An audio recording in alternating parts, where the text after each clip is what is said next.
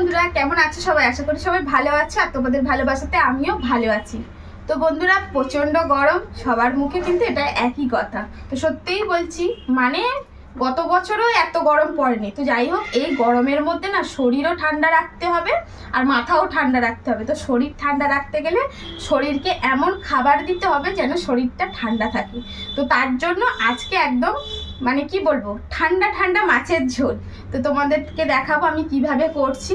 তো পটল জানো তো শরীরকে খুব ঠান্ডা রাখতে সাহায্য করে, তাই আজকে পটল দিয়ে আলু দিয়ে মাছের ঝোল হবে। আর এখানে হচ্ছে রুই মাছ।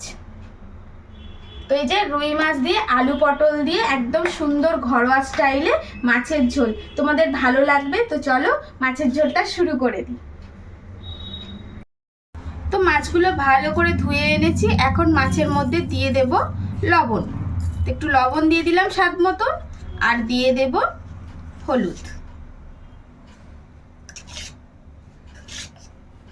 তো এখন মাছটাকে ভালো করে মাখিয়ে নেব।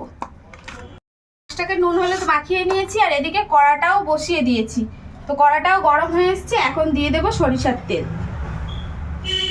তো এখানে তেলটা দিয়ে দিলাম, আর তেলটাও বেশ গরম হয়ে গেছে।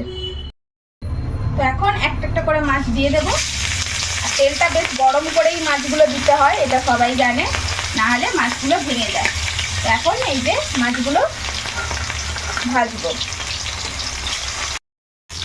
তো মাছটা একদম খুব সুন্দর করে ভেজে নিয়েছি, দেখো একদম বেশ লাল লাল করে ভেজে ফেলেছি। এখন মাছগুলো সব তুলে ফেলবো।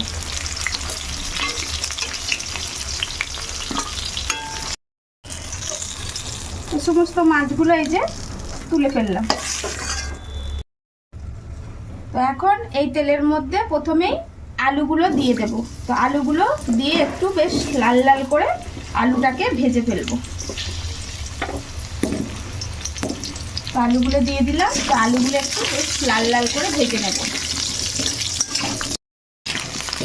তো আলুগুলো খুব সুন্দর ভাজা হয়ে এসছে।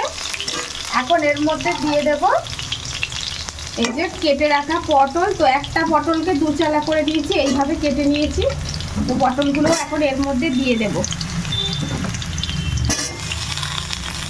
সাথে দিয়ে দেব পেঁয়াজ।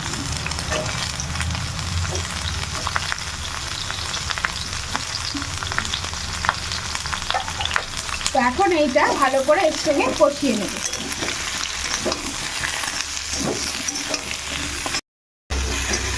এখন আলু পটল আর পেঁয়াজ একসঙ্গে বেশ ভালো করে কষিয়ে নিয়েছি, দেখো দেখলে বুঝতে পারবে। এখন এর মধ্যে দিয়ে দেব এই যে এখানে আছে টমেটো আর কাঁচা লঙ্কা। টমেটো কাঁচা লঙ্কাটাও দিয়ে দেব, আর একটু দিয়ে দেব এরকম ফাঁকা, একটু নাড়িয়ে জাড়িয়ে না একটু ফাঁকা করে দিতে হবে। কালো জিরে না এই ঝোলের মধ্যে দিলে বেশ স্বাদ হয়। তো এই দেখো একটু কালো জিরেও এইখানটায় দিয়ে দিলাম। এখন এটা একটু ঢাকা দিয়ে দেবো যাতে এটা ভালো করে টমেটোটা গলে আসে। এখন দিয়ে দেবো হলুদ,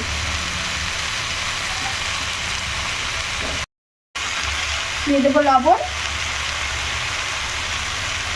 আর এটা হচ্ছে আদা জিরে আর মৌরি একসঙ্গে বেটে রেখেছি। তো এখান থেকে আমি 2 চামচের মতন দিয়ে দেবো। তো এখন এটা বেশ ভালো করে একসঙ্গে একটু কষিয়ে নেব। তো সমস্ত কষানো হয়ে গেছে মশলা টশলা দিয়ে একদম সুন্দর করে। এখন এর মধ্যে দিয়ে দেবো জল। যেহেতু মাছের ঝোল হবে তাই আমি একটু বেশি জল দেবো। এখন এই জল দেওয়া হয়ে গেল। এখন এইবারে এই আলু আর পটলটাকে সিদ্ধ হতে দিতে হবে। সিদ্ধ হওয়া পর্যন্ত অপেক্ষা করব। তো 5 মিনিটের মতন ঢাকা দিয়ে রেখে দিয়েছিলাম। তো এখন খুলে দেখছি সিদ্ধ হয়েছে কি। একদম আলুগুলো সুন্দর সিদ্ধ হয়ে গেছে, দেখতেই পাচ্ছ। এই দেখো একদম হয়ে গেছে। আর এই ফাঁকে একটু লবণটা একটু চেক করে নেবো। ঠিক আছে, ঠিক আছে, একদম লবণটা পারফেক্ট। তো এখন এর মধ্যে ভাজা মাছগুলো দিয়ে দেব।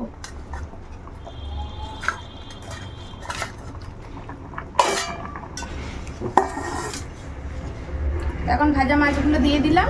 তো এখন আর একটু ফুটিয়ে নেব। তো একদম মাছের ঝোল রেডি। এখন গ্যাসটা বন্ধ করে দিচ্ছি। তো এরকম পাতলা পাতলা মাছের ঝোল এই গরমের সময়, সাথে একটু গন্ধরাজ লেবু হলে ব্যাস, আর কিছু লাগে না। তো বন্ধুরা, কেমন লাগলো প্লিজ কমেন্টের মাধ্যমে জানিও। ভালো লাগলে লাভ, লাইক, শেয়ার করো। আর যারা ফেসবুক থেকে দেখছো তারা ফলো করো, যারা ইউটিউব থেকে দেখছো তারা সাবস্ক্রাইব করো। তো আজকের মতন আসি, ভালো থেকো, সুস্থ থেকো, দেখা হচ্ছে নতুন কোনো ভিডিওতে।